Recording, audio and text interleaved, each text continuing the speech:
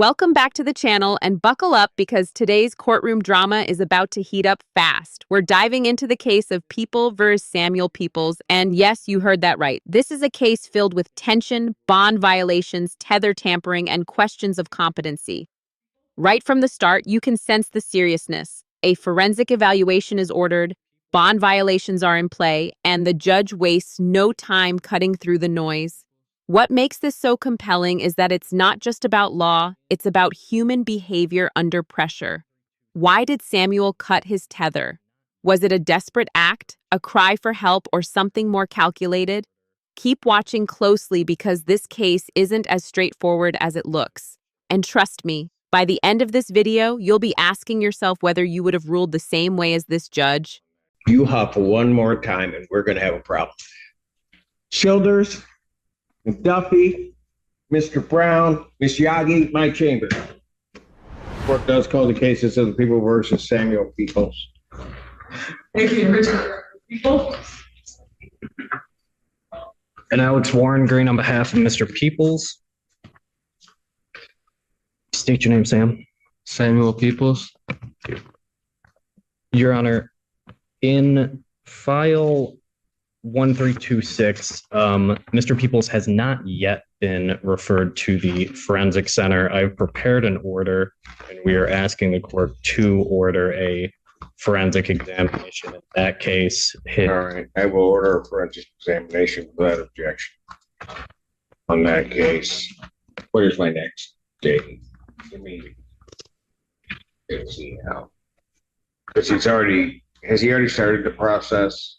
I don't believe he's been interviewed, Your Honor. The competency hearings on those matters are October 30th. It's just next week.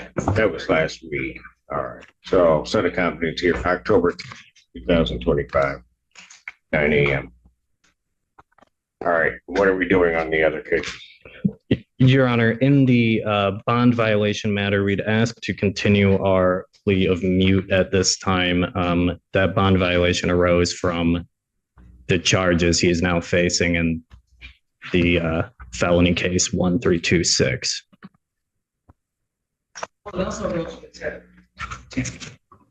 Which is charged as a felony, Your Honor. Sergeant.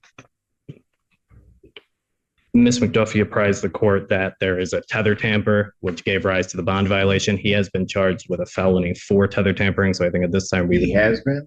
He has, yes, Your Honor. That's the new one. There is an error on the complaint. We are having that amended. It should be a general tamper versus the category that's specific. Yeah, this is wrong. Okay. All right. So we would just ask to continue our plea of mute and continue these cases to the competency hearing on. So is he just going to remain in custody? Your Honor, he's working with a social worker. We are asking, or between now and October 30th, we are hoping to file a written motion. I think something substantive that gives the court a better idea. What's the objection in releasing? I mean, the thing is that as I understand the cut on the tether, he cut the tether, but he didn't go anywhere. Or I'm saying, yeah, worse, he cut the tether. I'm not. But he didn't go anywhere. He was right there when they went to go get him. That's my understanding as well, Your Honor. If the court would consider it, then I'd ask that he be released back to home confinement. I had a lot of anxiety. Response? Your Honor, obviously we had an extended conversation about this at bench at the last hearing. I don't have any objection to him remaining on the conditions that he was on prior to this incident. I'm concerned that given that we have this incident, I don't know how sufficient that's going to be, but I'm fine with him returning to home confinement for previous terms.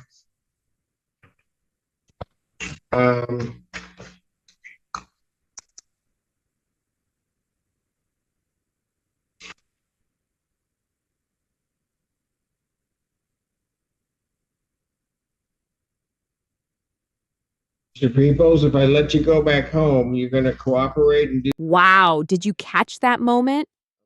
Samuel admits that he cut the tether not because he was running away, but because of what he describes as anxiety and claustrophobia. This is a critical turning point, and here's why. In the eyes of the law, intent matters. Cutting a tether is usually seen as a deliberate attempt to escape confinement, a direct violation of trust. But Samuel's explanation puts a psychological spin on the act. Was this truly a mental health crisis? Or is it an excuse to avoid consequences? Judges often have to balance compassion with accountability, and that's exactly what's happening here. I want to know what you think. Should mental health struggles excuse a bond violation, or does the law need to be applied strictly no matter what? Drop your thoughts in the comments. Do the right thing? Yes, Your Honor. Okay, that means you can't tamper with the tether. I understand now. You understand that? Yes. Or you understood it before you just did it? I had a moment of anxiety that led to a freak out. Yes. And I felt like I needed to get it off me because it was claustrophobic. And Got it. yes. I hear you. Okay. All right. Here's gonna be part of the issue. I don't know if there are funds available to try to deal with the payment for that strap.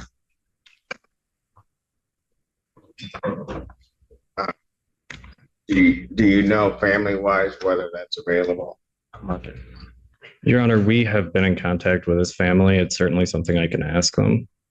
Pardon? It's certainly something I can ask his family. They are here today. They are here. That's correct, Your Honor. All right. Samuel, Yes, Your Honor. I give you another shot. You gonna try to do the right thing? Yes. Okay. Thank you, Your Honor. All right. I'm gonna do it. I think you can do it. Me too. Okay. All right. Got it? Thank you. So what's gonna have to happen is somebody's gonna have to pay money for the strap that got damaged on your tether. Understand. I'm gonna reinstate your previous bond where you were previously at home, right? Mhm. And then they'll have to do that because you don't have a tether on now, right? That's correct. Okay, so they'll have to fit you with a new one prior to your release. All right. Thank you, Your Honor. Okay. Don't let me down. You hear me? Yes. Yes, sir. Your Honor, may I add one thing? After Sure. consulting with Mr. Peoples' family, they are asking the court if Mr. Peoples has any kind of crisis or something like that, if he can be transported to Trinity, Ann Arbor, without necessarily violating a confinement order. I know it's tricky to do, but they can alternatively contact me and I can talk to the tether agent if that arises. Response. We addressed this, I think, at the last hearing. If Mr. Peoples needed to get seek help at the hospital, that wasn't going to be an issue regardless. He would just they would simply need to notify community corrections of what happened and where they are. And if there were any sorts of deviances from the home confinement zone, I think that was the plan, which was to immediately notify community corrections office, so that the court would be apprised of what was happening. But the tether conditions, I believe, ought to remain the same. Actually, what happened last time was the public defender came up on Mr. Peoples' behalf with a communication from CMH and a request, I believe, from his family that they're aware of certain triggering events for Mr. Peoples. That on those triggering events arising, what they were looking for was some leeway from the court to allow them to take what action, not necessarily, I mean, if they had to go to Trinity, that's fine. That's a medical thing at that point.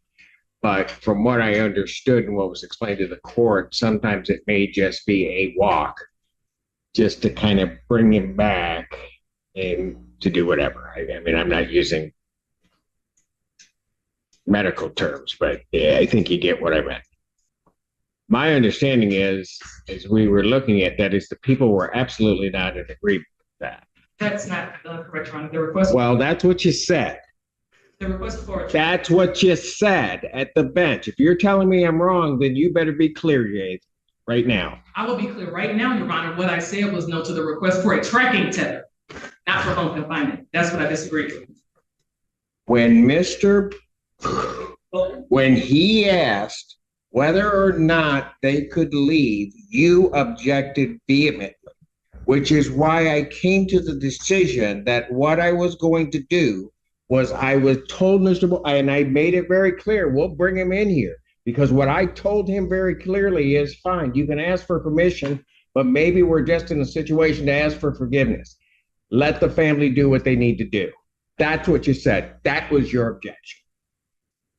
I'm not disagreeing with that part. The request is for a tracking tether change. Stop talking.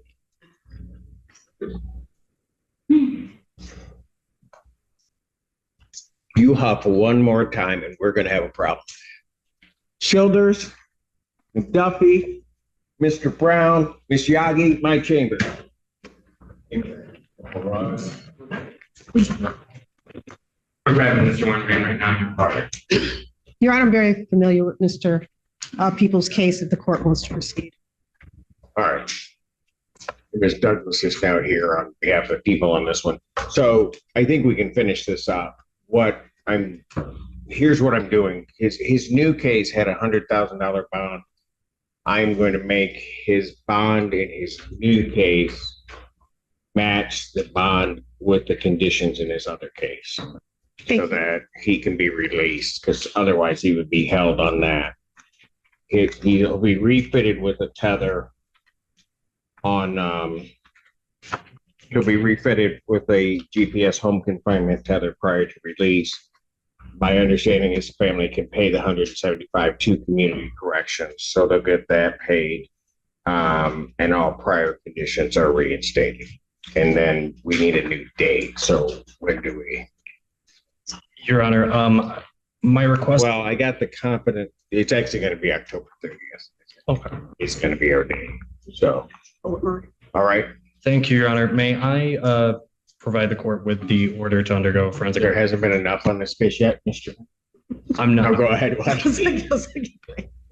May I approach? Yes. Thank you. What is this? No, that's the order on the other case. I'm sorry. Might be tomorrow, but as soon as you put the order on you. Okay. Sounds good. Okay. Anything else on this matter? Nothing from the defense, Your Honor. All right. And Samuel, you told me you're going to do it, right? Yes, Your Honor. All right. Okay. Thank you. And there it is, the final decision. The judge reinstates Samuel's bond with home confinement, orders a new tether, and makes it clear this is his last chance. But let's pause and reflect. This ruling is actually pretty significant. Instead of locking Samuel up and throwing away the key, the court is balancing accountability with rehabilitation, showing faith that he can follow the rules. This isn't just a legal ruling, it's a second chance at freedom, one that comes with responsibility, financial costs for the damaged tether, and the watchful eye of community corrections. So here's the big question. Will Samuel prove the court right or end up back in custody? Only time will tell. If you found this case as gripping as we did, hit that like button, share your thoughts in the comments, and don't forget to subscribe for more jaw-dropping courtroom breakdowns.